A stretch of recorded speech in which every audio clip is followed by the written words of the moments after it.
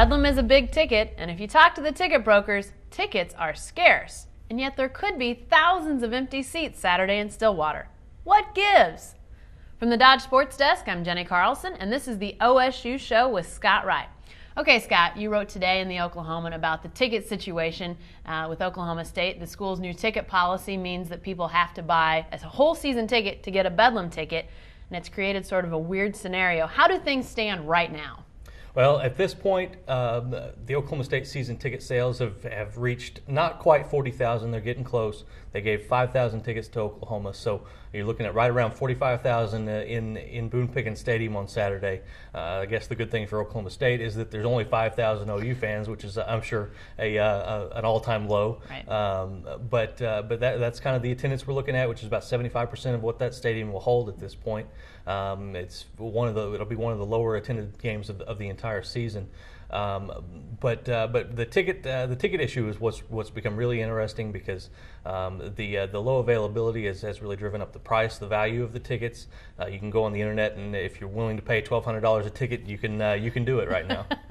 Now, wouldn't it be more cost effective, I guess, for fans if they really want a ticket instead of buying a $1,200 ticket to go ahead and buy a full season ticket from Oklahoma State? Isn't that more cost effective? Are people doing that? There are still some that are doing that. It's kind of interesting to see people buying season tickets this late in the year, but it's been happening all throughout the year, even since the Iowa State game, the last home game that they had on November 1st. Mm-hmm. They're still seeing a few people trickle in every few days to buy some season tickets. And if you're not too picky about where you sit, if you don't mind being in that west end zone, they've got some seats that are technically $250, mm-hmm. but you're required to buy a package of four. They also have some up around $300 where you can just get a single or two, or if you're really excited about it, you can jump up there in the club seats if you want.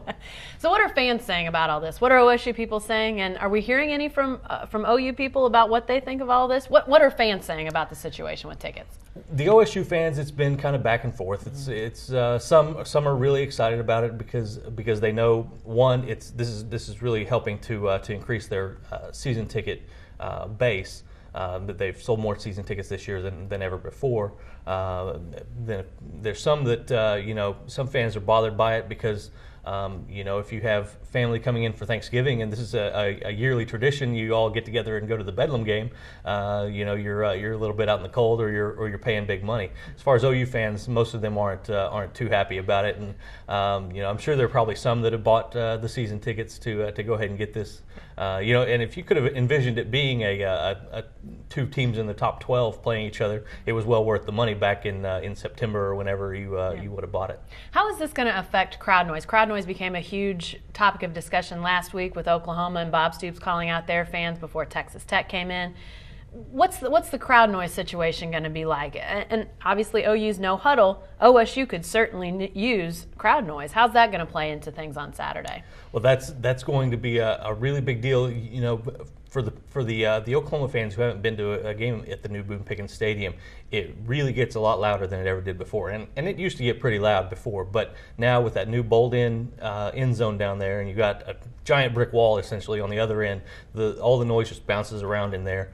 Even with 45,000 people in there, or 40,000 OSU fans screaming all at the same time, it can get pretty loud in that stadium. So we'll see what kind of impact it has on Oklahoma trying to run that no huddle. But this is going to be the loudest it's ever been in that stadium. Yeah. Last question about the tickets: is this a ticket policy? The have to buy the full season ticket to get Bedlam. Is this a policy that's going to continue with Oklahoma State, or how do you foresee the future a little bit with this policy? I think that's going to be the case. I think we'll even see it next year whenever Bedlam's back in Norman. I think that we're going to see this policy. Maybe it's the Georgia game at the season opener. Maybe it's Texas, which could be a big game later on in the year. One of those games is probably going to be a premium ticket again next year. It'll be a little bit tougher because obviously you don't have that Oklahoma game to drive up the sales. Obviously, and because of the Texas Tech situation, they tried to get that game in Dallas. It didn't happen, or hasn't happened yet anyway. There's a potential for 8 home games for Oklahoma State, which that tacks on a little bit extra money, and obviously it's not the kind of time you want to be asking for more money at this point. Always interesting stuff with tickets. Okay, let's turn to something on the field and get some on the field talk going. Oklahoma had a huge day Saturday with their run game. Ran for 299 yards against Texas Tech. That is going to be a real factor on Saturday in Bedlam. They just dominated the line of scrimmage against Texas Tech. How are the Cowboys going to manage the OU run game? It's going to be tough because the one weakness of this defense when you look around is that front four. The thing that we've talked so much about this season is their inability to get a real consistent pass rush, but they haven't faced a really good running attack. Now, Missouri was running the ball pretty well whenever they met up with them back in October, but because of the way that game went, Missouri kind of abandoned the run and really didn't even try to run the ball. Derek Washington ended up with 11 yards that night, but Oklahoma is not the kind of team that's going to abandon the run. This is probably the best balanced offense that they've played all season. And if you look back through just the last few years, go back to Adrian Peterson in 2004, Adrian again in 2005, Alan Patrick and Chris Brown the last 2 years. Mm-hmm. Oklahoma has been able to run the ball really well in this game, so that's going to be a huge thing for this team. To combat their absence of a pass rush, Tim Beckman had gone to sometimes occasionally using a three-man line with three defensive ends, and you can't do that against a big offensive line like Oklahoma when they're going to try to run the ball at you. Is this a situation set up for more of a gimmicky defense? Because while we're talking about the run game, obviously Sam Bradford is a Heisman Trophy contender, and they can throw it like crazy. Do you have to do something gimmicky against an offense like this if you're Tim Beckman and the Cowboys?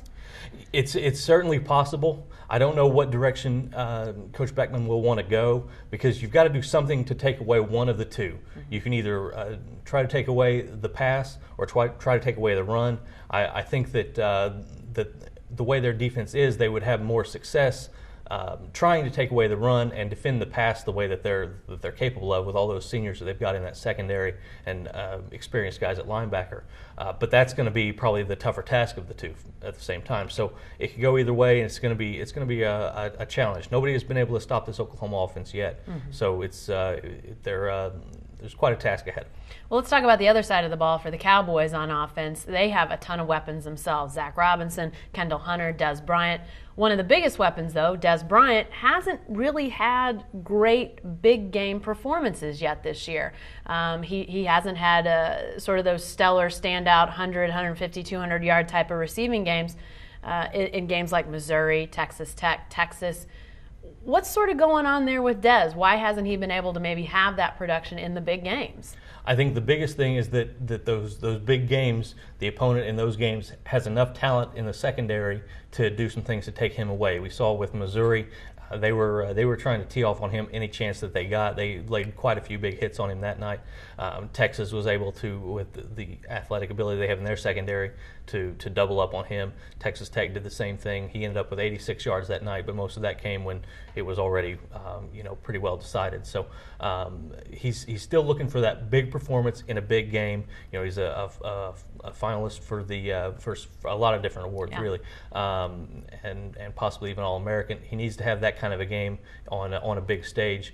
The thing that's going to make it difficult against Oklahoma is that they run a lot of two deep, a lot of keeping those safeties back anyway, so it fits right into their game plan to just kind of drift one guy over on top of him and have that corner. Those two cornerbacks, Dominic Franks and Brian Jackson, are really aggressive anyway and like to play up close to the line of scrimmage.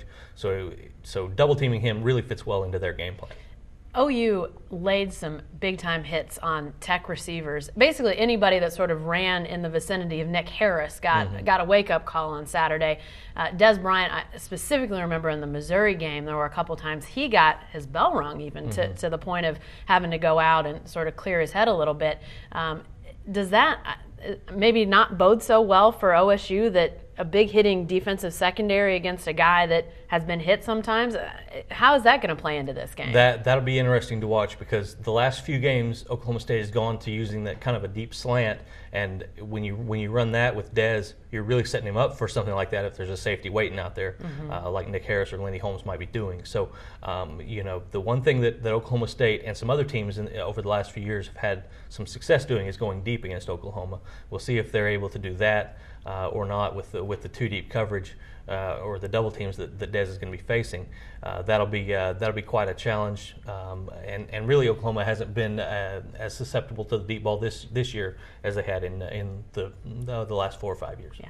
Scott's going to be taking an in-depth look at Dez Bryant in this Saturday's Oklahoman, and as everyone gears up for Bedlam. To follow all the news and analysis on OSU football, stay with the best coverage team anywhere at newsok.com and every day in the new look Oklahoman.